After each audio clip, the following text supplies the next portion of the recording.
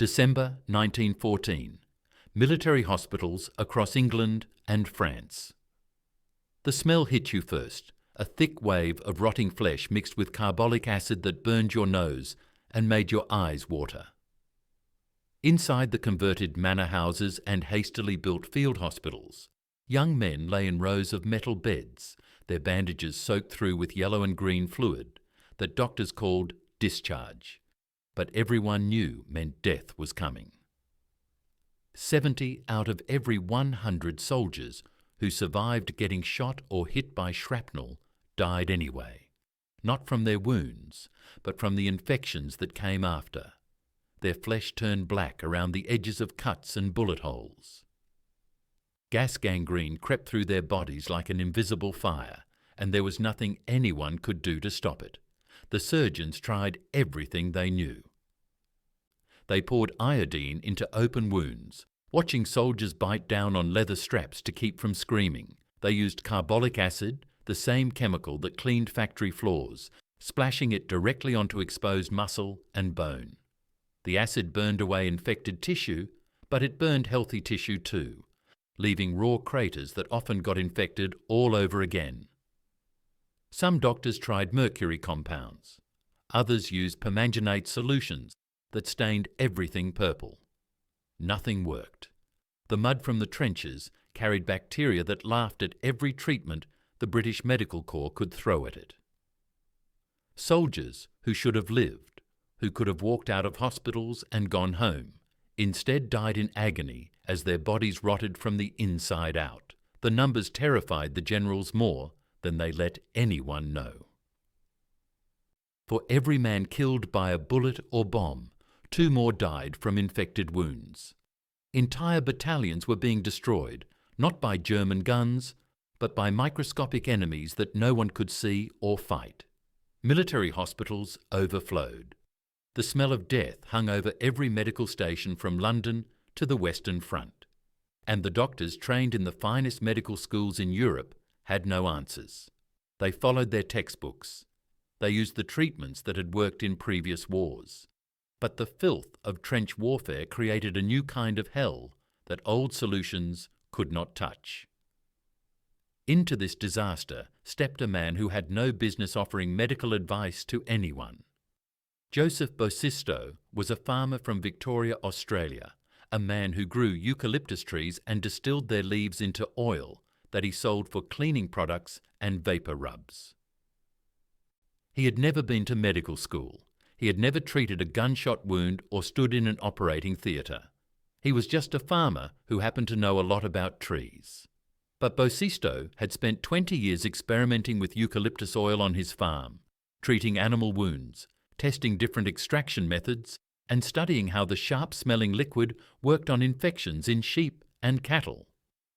He had seen things that made him believe eucalyptus oil could do something that carbolic acid and iodine could not. In late 1914, Bosisto sat down and wrote letters to the British War Office. He explained that eucalyptus oil had special properties. Unlike harsh chemicals that killed everything they touched, eucalyptus oil could penetrate deep into wounds and kill bacteria without destroying healthy tissue. He had measurements and observations from his farm. He offered to send samples. He begged them to try it on wounded soldiers. The letters arrived at military headquarters in London, passed through several offices, and landed on the desks of senior medical officers who read them with growing irritation. A farmer from Australia thought he knew better than trained British doctors. A man who worked with trees believed he could solve a problem that had stumped the entire European medical establishment. One officer scribbled in the margin, "What crazy colonial trick is this supposed to be?"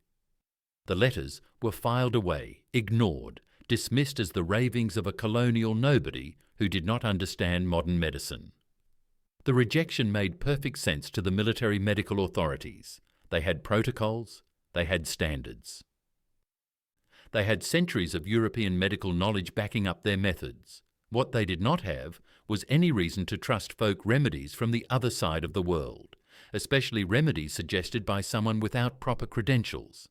If carbolic acid was not working, The solution would come from chemists in proper laboratories, not from farmers playing with tree oil.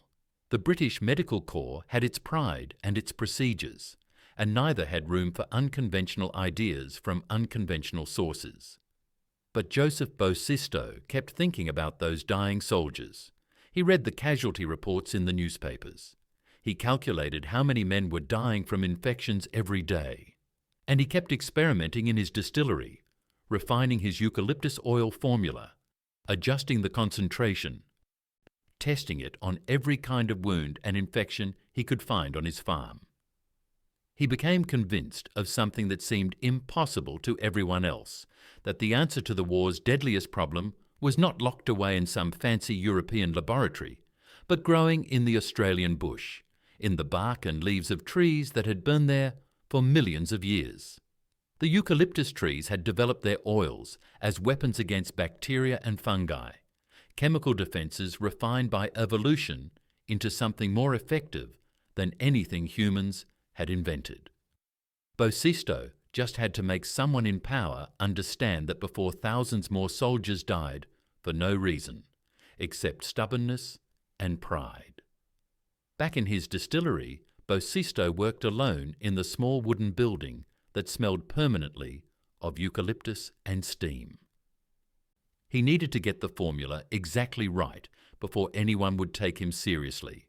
The raw eucalyptus oil was too strong to put directly on human wounds. It needed to be diluted, but not too much, or it would lose its power to kill bacteria. He measured everything with scientific precision, even though he had never been trained as a scientist.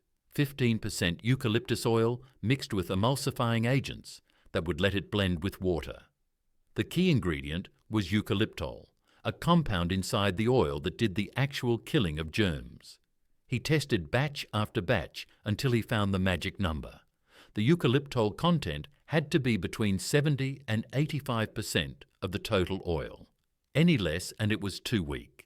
Any more and it irritated healthy tissue. The distillation process itself required perfect control.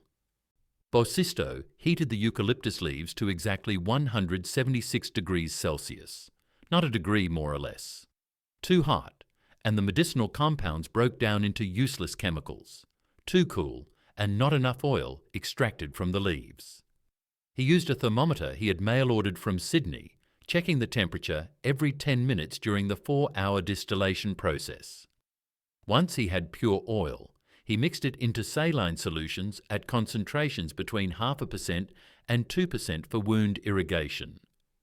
This was the formula he believed would save lives, created not in a university laboratory, but in a farmer's shed with equipment he had built himself.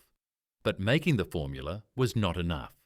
Bosisto could produce only 50 to 100 litres per month, working alone with his small still. He spent his own money his family needed for other things, to bottle the eucalyptus antiseptic and ship it to Australian military units forming up for deployment to the war. He sent it with instructions and more letters begging doctors to try it. Most of the bottles probably ended up in storage tents, ignored like his letters had been ignored. Bosisto was running out of money and hope, sending medicine into a void where no one seemed to care what a farmer thought. Then, in early 1915, at a field hospital in Egypt, where Australian troops were preparing for the Gallipoli campaign, an army surgeon named Captain Rupert Downes opened one of Bosisto's packages. Downes was exhausted and desperate. He had 30 soldiers with infected wounds in his care, and he was watching them die one by one, despite everything he tried. The official antiseptics were not working. He had nothing to lose. Without asking permission from his superiors, without filing the proper paperwork or following military medical protocols, Downes began treating his patients with Bosisto's eucalyptus formula. He cleaned their wounds with the diluted oil, irrigated deep into the damaged tissue, and applied eucalyptus-soaked dressings. The smell was strange and strong, like breathing in a forest, completely different from the harsh chemical stink of carbolic acid. Within 3 days, Downes noticed something that made him check his records twice, because he could not believe what he was seeing. The wounds were not getting worse. The black edges of dead tissue stopped spreading. The yellow discharge decreased. By the end of 2 weeks, 24 of his 30 patients were improving. Their fevers dropping, their wounds beginning to heal with healthy pink tissue instead of rotting black flesh. Downs had never seen results like this from any treatment. The infection rate in his 30-patient trial group was 18%. The field hospital's overall infection rate using standard treatments was 65%. The difference was so dramatic it could not be ignored. Downs wrote a report and sent it to his commanding medical officer, Colonel Neville Howes, a surgeon who had won the Victoria Cross for bravery in the Boer War and understood that sometimes you had to break rules to save lives. Howes read Downes's report 3 times. Then he did something that could have ended his career. He authorised the use of eucalyptus oil antiseptic across all Australian Imperial Force medical units under his command, bypassing the British Medical Corps approval process entirely. Howes sent word back to Australia for more supply, much more supply. Bosisto received the order in mid-1915 and almost cried when he read it. Someone had listened. Someone had tried his formula and it worked. But now he faced a different problem. His small farm distillery could not possibly produce enough eucalyptus oil for an entire army. He needed to scale up production to 500 litres per month, 10 times what he had been making. He borrowed money from every source he could find. He bought a larger still. He hired workers. He planted more eucalyptus trees even though they would take years to mature, thinking ahead to future needs. He worked 18-hour days, sleeping in the distillery, checking temperatures through the night, bottling and shipping as fast as humanly possible. By mid-1915, Australian medical units in Egypt, Gallipoli, and later France were using eucalyptus antiseptic as their primary wound treatment. The results kept getting better. Australian casualty clearing stations reported a 40% reduction in post-surgical infections within 3 months. Soldiers who should have died walked out of hospitals. Amputations that would have been necessary were avoided because infections were stopped before they destroyed tissue beyond repair. Australian doctors started talking to British and Canadian doctors, sharing their results, showing them the data. Word spread through the medical corps like wildfire. There was something from Australia that actually worked. By late 1915, British field commanders facing catastrophic death rates from infection made a decision that the British Medical Corps had refused to make. They did not care any more about protocols or pride, or where a treatment came from. They authorised emergency procurement of Australian eucalyptus oil supplies. They told their doctors to start using it. The official approval could come later. Right now, soldiers were dying, and there was finally something that could save them. The desperate adoption had begun. A farmer's tree oil was about to become the most important medicine on the Western Front, and Joseph Bosisto's small distillery in Victoria was about to become the most valuable factory in the British Empire. Within months, the results started coming in from hospitals across the Western Front, and the numbers told a story that was almost impossible to believe. Before eucalyptus oil, British field hospitals reported that 62 out of every 100 soldiers with abdominal wounds developed deadly infections. After switching to eucalyptus protocols, that number dropped to 23 out of 100. The difference meant that 39 more soldiers out of every 100 survived wounds that would have killed them just months earlier. Amputation rates fell by 35% in units using the oil because infections were caught and stopped before they destroyed so much tissue that cutting off a limb was the only option. The overall survival rate for wounded soldiers jumped from 42% to 73%. These were not small improvements. These were numbers that meant tens of thousands of fathers and sons and brothers came home alive instead of being buried in foreign soil. By 1916, The demand for eucalyptus oil had become enormous beyond anything Bosisto had imagined. British Empire forces were consuming 2.8 million litres of medicinal eucalyptus oil every single year. Australia scrambled to meet the demand, and eucalyptus distilleries sprang up across Victoria and Tasmania like mushrooms after rain. 47 distilleries operated at full capacity, turning forests of eucalyptus trees into the medicine that was saving the war effort. Ships carried nothing but barrels of eucalyptus oil from Australian ports to Europe. The sharp, clean smell became as common in military hospitals as the smell of blood and bandages. Military doctors compared eucalyptus treatment with every other option they had tried, keeping careful records of what worked and what failed. They still used Darkine solution, a chlorinated compound that some American doctors swore by, and it worked in 45 out of 100 cases. Iodine treatments, the old standard, worked in only 38 out of 100 cases and caused terrible pain. But eucalyptus-based protocols succeeded in 68 out of 100 cases, and soldiers did not scream when doctors applied it. The oil did not burn like acid. It did not stain like iodine. It just worked, penetrating deep into wounds and killing the bacteria that caused gas gangrene and septic infections without destroying the healthy tissue the body needed to heal. Understanding what came before made the eucalyptus breakthrough even more remarkable.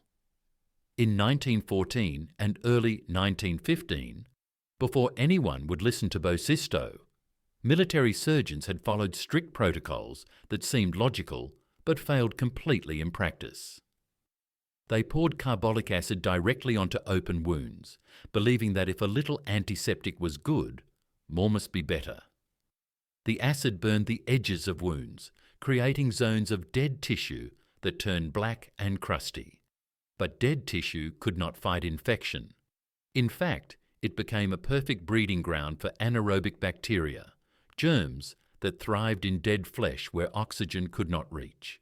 Gas gangrene loved dead tissue. It would start at the burned edges of a wound and spread inward, releasing gases that made the flesh bubble and crackle when doctors pressed on it. The smell was unforgettable, sweet and rotten at the same time, the smell of flesh being digested by bacteria while the soldier was still alive. The old protocols required multiple debridements, a fancy word for cutting away dead and infected tissue. A soldier might go through 3 or 4 or 5 surgeries, each one cutting away more of his body, and still the infection would come back. Recovery time stretched to 8 or 12 weeks for soldiers who were lucky enough to survive at all. During 1914 and 1915, gas gangrene alone killed 15,000 Allied soldiers, men who survived the initial trauma of being shot or shelled, but could not survive the invisible enemy that came afterward. The failure of conventional medicine was complete and devastating. Even the German army noticed what was happening on the Allied side. German medical officers captured Australian supply depots and found barrels of eucalyptus oil with usage instructions. They tested it on their own wounded and saw the same remarkable results. By 1917, Germany was trying to produce its own eucalyptus antiseptics, using the captured Australian supplies as templates to copy. But they never matched the quality of the Australian product. Germany tried using European eucalyptus species that grew in Mediterranean regions, but those trees produced oil with lower eucalyptol content. The German version worked somewhat, but not as well, and German doctors complained that the Australian formula was better. It was a strange twist in the war. The Allies had found a weapon that the Germans wanted to copy, but could not quite replicate. The true scale of eucalyptus oil's impact showed most clearly in the massive battles that defined the war. During the Somme offensive in 1916, where hundreds of thousands of men were wounded in the bloodiest battle the world had ever seen, casualty clearing stations supplied with eucalyptus oil saved an estimated 34,000 soldiers from infections that would have been fatal. Doctors worked in tents and ruined buildings just behind the front lines, treating an endless stream of broken bodies.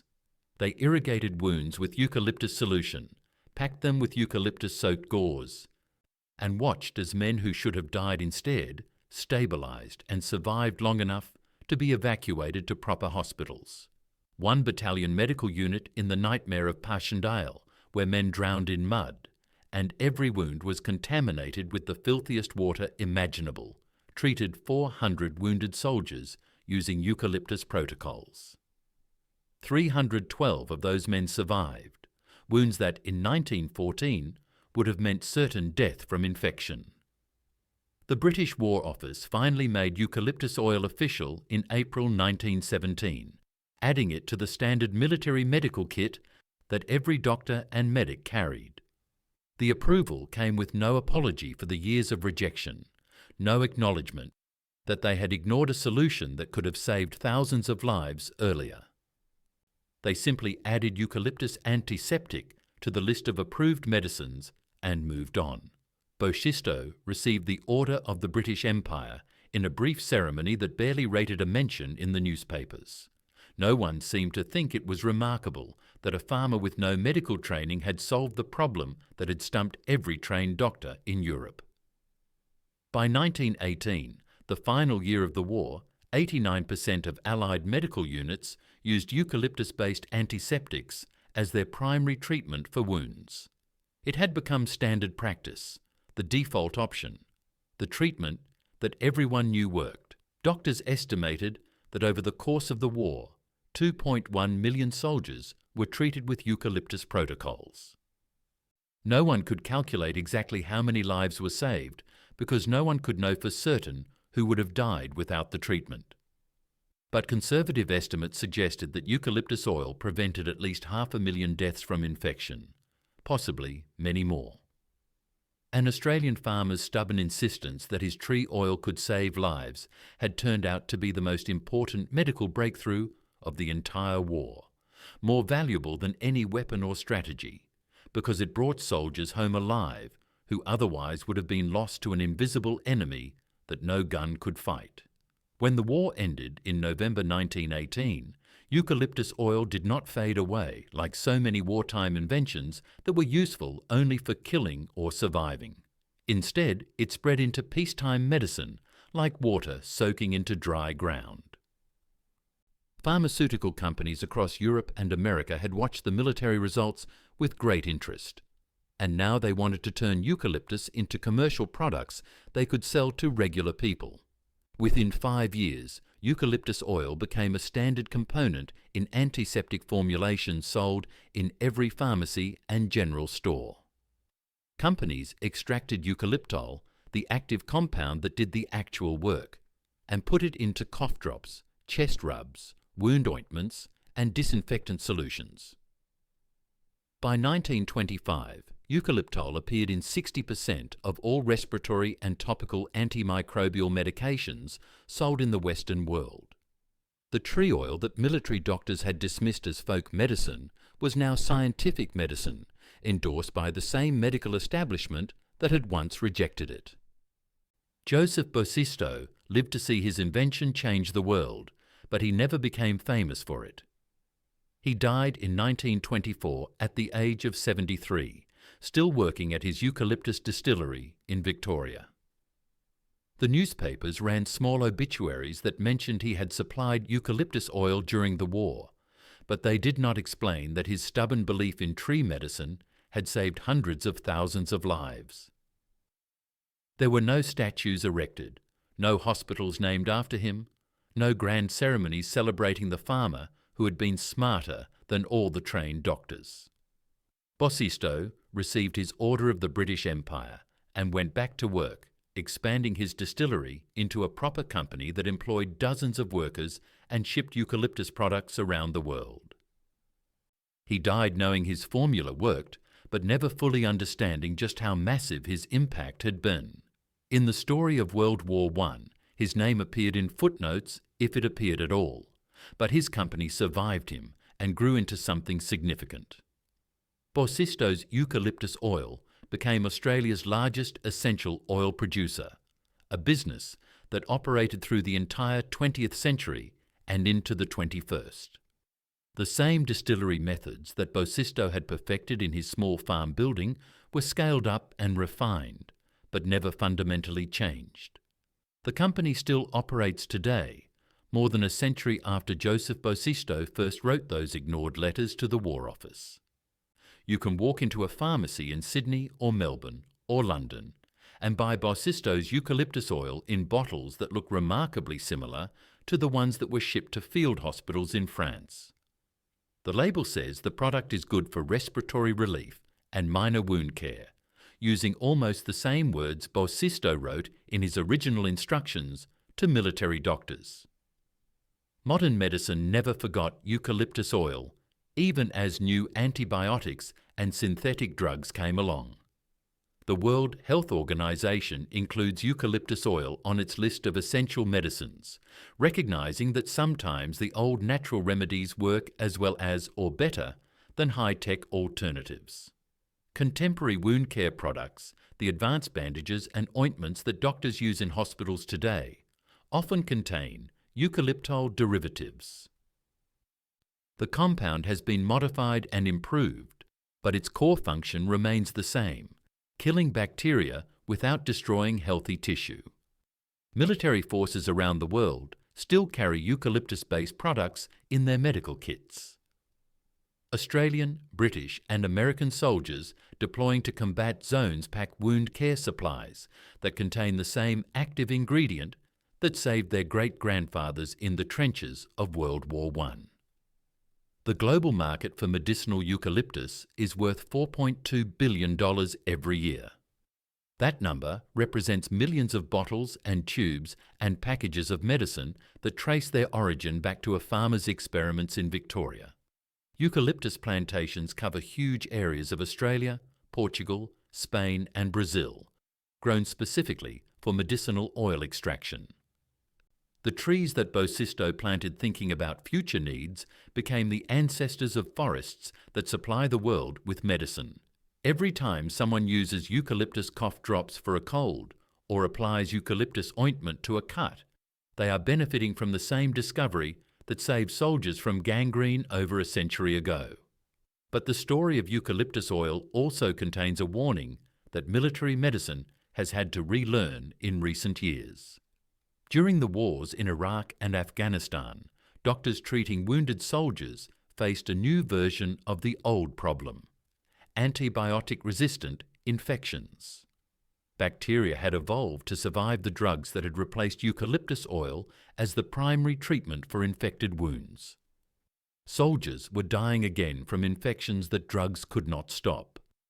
Desperate for solutions, military researchers started looking backward at old treatments that had worked before antibiotics existed. They rediscovered eucalyptus oil and other natural antimicrobials, testing them against modern drug-resistant bacteria. The results showed that eucalyptol still worked against many strains of bacteria that laughed at antibiotics. History was repeating itself, proving again that unconventional sources might hold answers that conventional medicine had forgotten. The broader lesson from Bosisto's story goes beyond medicine. It shows how innovation often comes from the edges, from people who are not supposed to have the answers. The trained experts with their degrees and their prestigious positions were wrong. The farmer who worked with trees was right. This pattern appears again and again throughout history. The people closest to a problem, the ones with official authority and recognized expertise, often become trapped by their own assumptions about how things should work. They cannot see solutions that seem obvious to outsiders because those solutions do not fit the established rules. Bosisto succeeded not despite his lack of medical training, but because of it. He was free to think about wounds and bacteria in ways that trained doctors could not imagine. The eucalyptus breakthrough also demonstrates how desperation can break down institutional resistance to new ideas. As long as infection rates were merely bad, the British Medical Corps could maintain its pride and reject colonial folk remedies. But when infection rates became catastrophic, when the death toll became impossible to ignore, pride gave way to desperate pragmatism. Sometimes it takes a crisis to make people willing to listen to unconventional solutions. The question is, how many lives are lost in the time between when a solution becomes available and when institutions finally become desperate enough to try it? Today, we face challenges that feel overwhelming: climate change, antibiotic resistance, diseases that have no cure. The temptation is to assume that solutions will come from the expected places, from big research universities and government laboratories and corporate research divisions. Maybe they will. But Bosisto's story suggests we should also pay attention to the farmers and the outsiders and the people working in small buildings with ideas that sound crazy to the experts. The answer to our biggest problems might be growing in someone's backyard, waiting for someone in authority to be brave enough or desperate enough to listen. Sometimes the most powerful solutions come not from the laboratories of experts, but from the fields of farmers who understand nature's chemistry in ways that textbooks cannot teach. Millions of soldiers came home because military authorities finally listened to an Australian farmer who insisted that the trees in his backyard held the answer to the war's deadliest invisible enemy. The lesson is simple but hard to remember. Wisdom can come from anywhere, and the cost of ignoring unconventional ideas might be measured in lives that did not need to be lost.